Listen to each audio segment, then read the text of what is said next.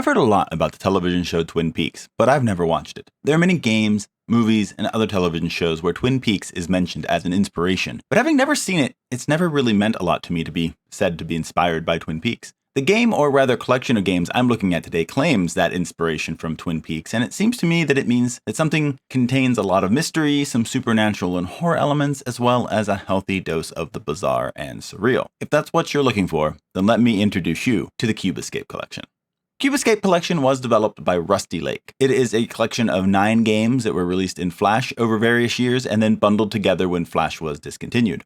The collection was released in 2020 for PC and costs $4.99. It doesn't have a rating via the ESRB, but I would probably place it as a T rating or maybe an M rating due to the themes of the game as well as blood and some disturbing imagery.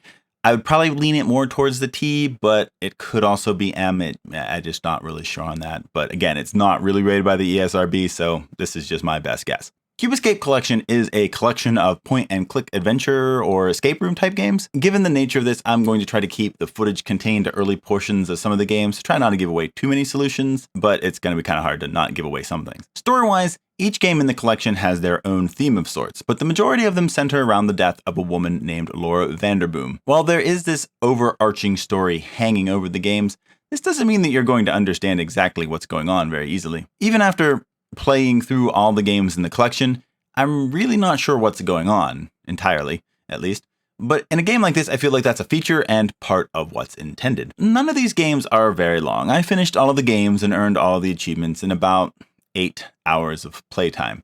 Each of the games involve you seeking out cubes to finish out the rooms. Most of the time it's a white and or a black cube, but there are a couple of others that you run into in some of the other games. To do this, you have to go through a bunch of different puzzles, some of which are fairly straightforward and others that require some fairly strange solutions. I'm not always a big fan of the point-and-click games that require really strange solutions, but the small contained nature of these games make them work really well. This isn't a game that allows you to pick up anything and everything. The items you pick up are used to escape the room in some way. I think this helps you solve the puzzles a little easier because you're not having to figure out what has a use and what doesn't. There were some times where I was stuck, but I think that was only like 2 or 3 times over the whole course of the collection, with at least one of those coming early on when I didn't quite realize the darker tones of the game and didn't try out darker solutions that I wouldn't necessarily think of right away. If you've ever played a puzzle game or point-and-click adventure, then a lot of the styles of puzzles are going to be ones you've encountered before. The majority of the puzzles are figuring out how to use your items correctly to get what you need for the level. However, there are other puzzles that use time, reading music, deciphering codes, figuring out combinations or passwords, and things like that as well. And that should give you a pretty good description of the game. So let's turn to why I recommend Cube Escape Collection. First, as I've already said, I really like their approach to their puzzles here. Some point-and-click adventures can have puzzles that can be really obscure and hard to solve and just really be more frustrating than anything else. And this can sometimes lead, when in games like that, where the only way to get the solution is a lot of trial and error over and over again and just kind of trying to grope your way through it as slow as possible. But I never felt like that was the case here. Even when I was stuck, it was more just because I was overlooking something. I had missed some item that I needed or how to use one of my items on something, rather than it was that I had all these options and I didn't know just how to use the right combination. And so it didn't really leave me stranded too often. Now, that's not necessarily to say that all the puzzles are easy, but I feel like there's a nice combination of the fairly easy solution puzzles or the things that get you a little bit closer and some solutions that require a bit more work.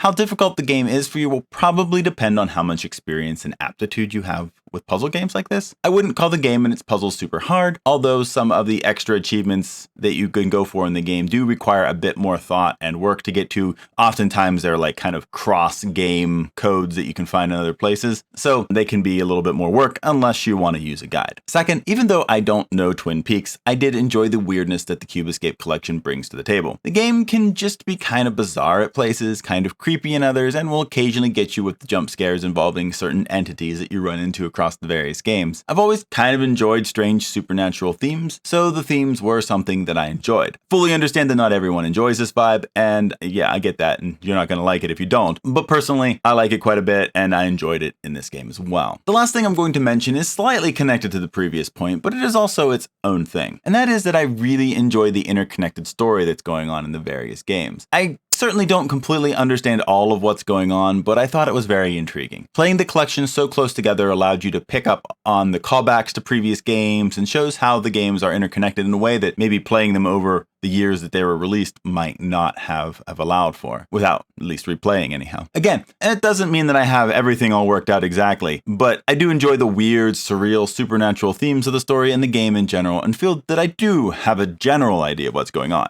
I think.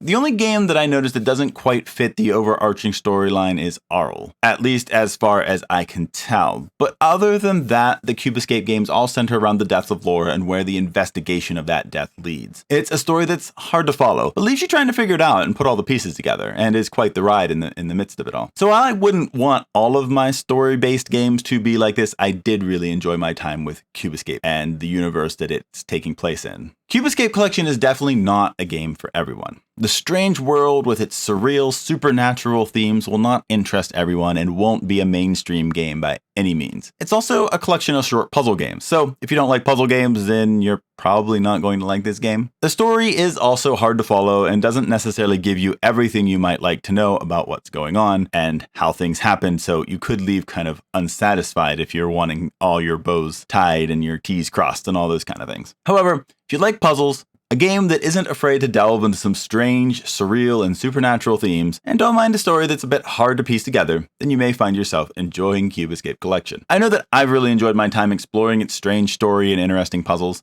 It really makes me want to continue to play the other games by Rusty Lake that all connect into this story and universe that's going on. It's for these reasons that I'm giving Cube Escape Collection one of my gold stars. Have you played Cube Escape Collection? What did you think of it? If you haven't, does Cube Escape Collection look like something you would enjoy? I would love to hear your thoughts in the comments below. So thanks for watching the video. I hope you enjoyed it. If you did, I make other video game recommendations as well as other video game content. Feel free to subscribe so that you don't miss future videos that I put out. I love highlighting games that I've enjoyed in order to help you find games that you might enjoy. So I hope you are all well, and we'll see you next time.